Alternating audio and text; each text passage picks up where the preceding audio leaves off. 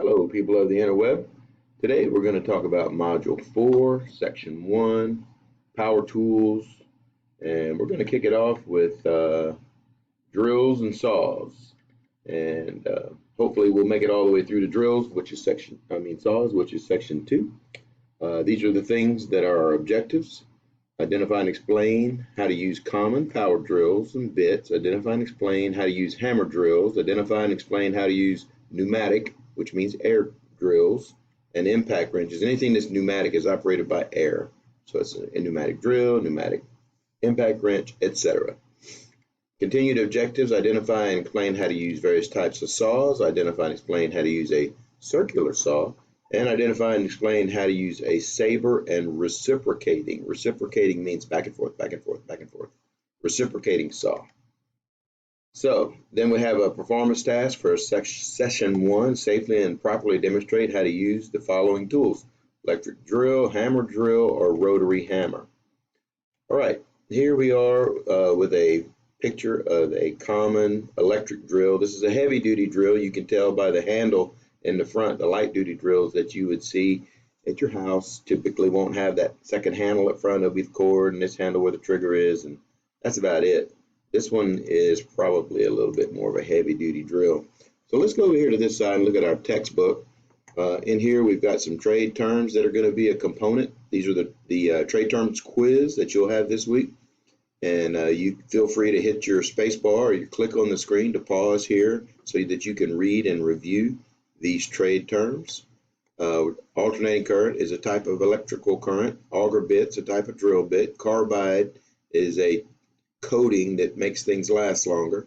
Chuck is it's what holds. This is a chuck right here. It holds the drill bit. The chuck key is what's used to open and close the chuck. Direct current is another type of electricity, opposite of there's AC and DC. Forstner bit is a type of drill bit. Ground fault circuit interrupt, GFCI, we've already talked that, and it's going to come around, and you'll hear that term used often anytime we're talking about electrical. Ground fault protection is what a ground fault circuit interrupt does. It protects against a ground fault. Masonry bit's a type of drill bit for drilling into masonry or brick or concrete. Revolutions per minute, RPM, you've heard that term when you look at your car, how fast the motor's running. RPMs stands for revolutions per minute. Shank, that's the smooth part of the drill bit that goes into the chuck. And trigger lock is a little button over here that can lock the trigger on so that if you take your hand off of it, it still runs. So moving right along, we're going to talk about electric tools that are powered by electricity. They are operated from either an alternating current, which is a common power supplied to almost all wired devices. AC is what you're going to find in your house and on the job, and DC is what you're going to find in your car from a battery. DC, direct current, electric power, where the current flows in one direction. DC power is supplied by batteries. Or rectifiers, which means it switches it from AC to DC. Also, they can be called inverters as well. So then we have pneumatic tools, tools operated by air, hydraulic tools, tools operated by hydraulic fluid. We talked about the difference in hydraulic versus air. Hydraulic is much stronger than air. We talked about that in a previous chapter. Turning the page.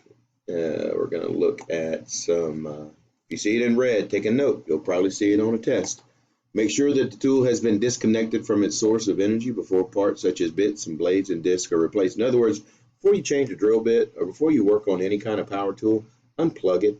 While you're working on something, you don't want to accidentally turn it on. It could cause a lot of injury. And the second red line, if a power tool is equipped with a trigger lock, do not use the lock. Very unsafe. If a power tool gets away from you and you've got it locked in the on position, it can really eat you up.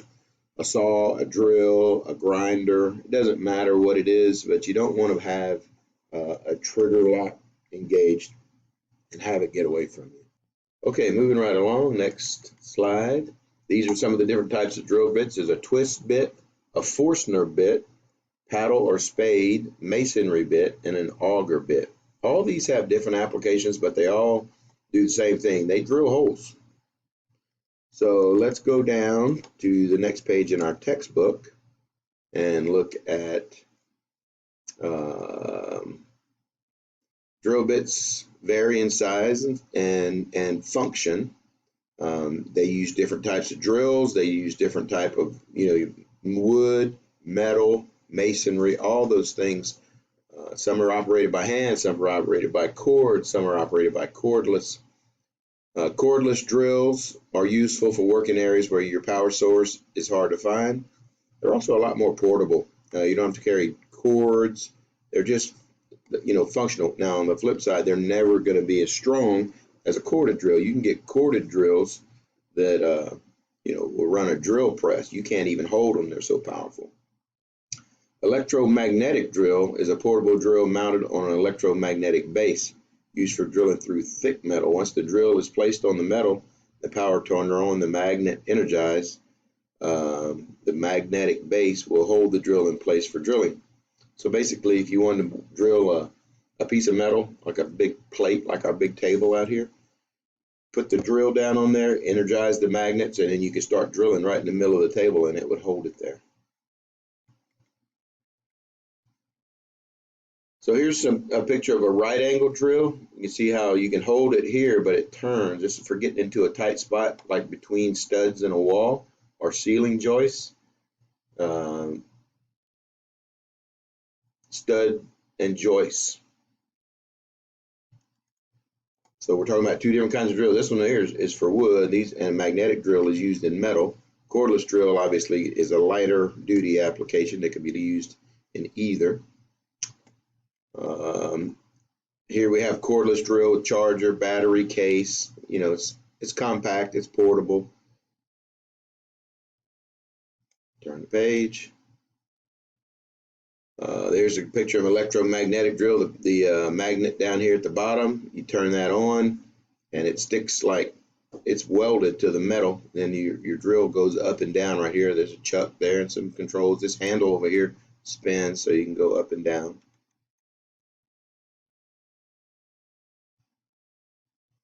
Turn the page.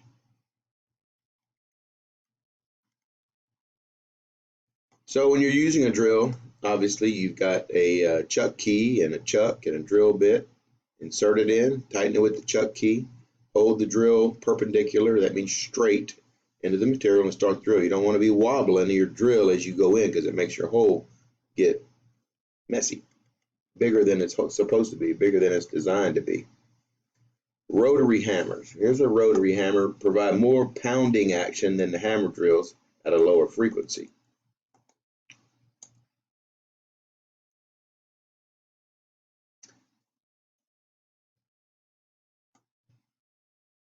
Double insulated tools do not connect to a ground circuit. GFCIs should be used.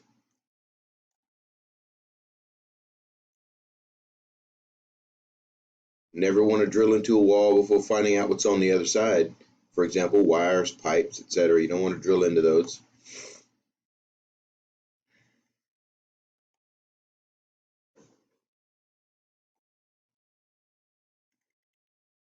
Rotary hammers. Each rotary hammer takes a different type of a shank. You can see here it's not a smooth shank. In the drill, 2 of 2. Most cordless drills have a simple type of chuck that does not require a key. Just grip it, turn it. We've got some like that here in the lab, but the more powerful the drill, the stronger the chuck is going to be. So the kind that you just squeeze, that's the weakest kind. The kind that you turn with a key, those are the stronger kinds. Let's see, let's talk about drilling. When you're drilling metal, it's best to lubricate the bit. It keeps your drill bit cooler, which keeps it from dulling quicker, and that's for metal. When you're drilling wood, you don't need to lubricate it, but for metal, a little bit of oil, some type of lubrication that keeps the drill bit cool will make your bit last longer and cut faster. So here's how it's done. You insert the bit into this shank, keep the bit straight and partially tighten the chuck. Then you tighten the chuck securely with a twist grip or a key chuck. In red, test question. Before any maintenance is done, including simple cleaning, always be sure that the tool is unplugged. That's a common thread throughout safety, whether it's a grinder or a drill or any kind of electrical tool. Before you work on it, unplug it, cut the power. Make sure you don't hurt yourself. Rotary hammers. Most hammer drills will not hammer until pressure is applied. Here's a rotary hammer. You got to actually touch the tip onto something before you get to safety. So hammer drills, they have a light pounding action in addition to a twisting action of the bit, and that helps drill through hard things like concrete, brick, or tile. The brick rotates and hammers at the same time. That's a hammer drill. Hammer drills use carbide tip masonry bits. It makes them last longer. They're more expensive, but it's worth it to pay a little more and have the job go faster and not always be having to buy new drills. So let's see. Then we're going to go down here to pneumatic tools. Pneumatic power tools are powered by compressed air. Remember that. Pneumatic tools, any kind of pneumatic tool, whatever it is, a drill, a wrench, whatever. If it's pneumatic, that means you got to plug an air hose into it. Red question, red comment. That's a test question. A pneumatic drill is typically used when there is no available source of electricity. So think about it. Got no electricity out here, but I've got a service truck with an air compressor and I can run my tools. Or I'm on the side of the road. I got no power outlet I can plug into, but I can work on a highway construction job with compressed air.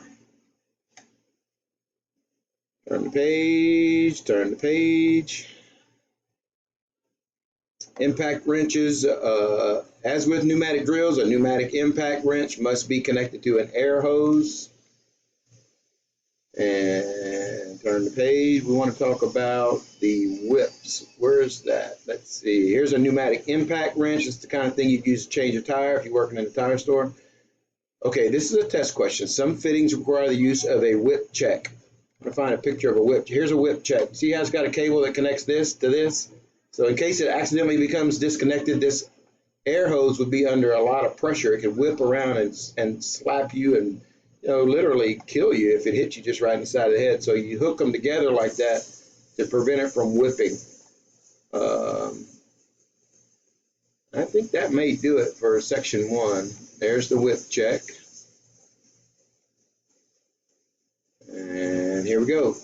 A device on a power, this is the section review. You will see these questions. A device on a power drill that enables the unit to back out a drill bit that is stuck in the work material is called a reversing switch. So you switch directions of the drill. A hammer drill has an adjustable ring that can be turned to adjust the number of drill blows per minute or depth of holding or voltage. I think it's the number of drill blows per minute.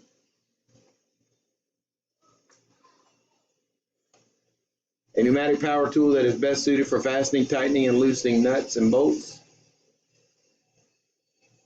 is a pneumatic impact wrench. All right, that's going to do it. Next part is section 2, and we'll move into that next. Circular saw, section 2.